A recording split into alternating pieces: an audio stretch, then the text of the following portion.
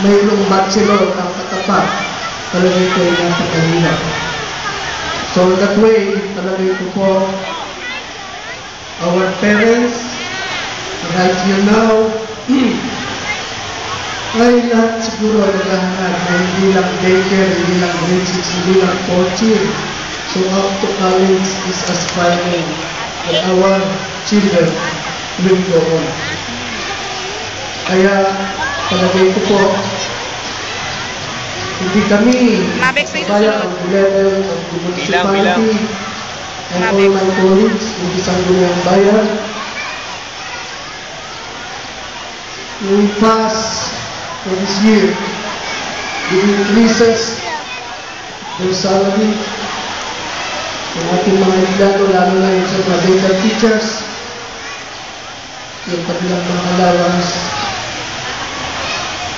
and the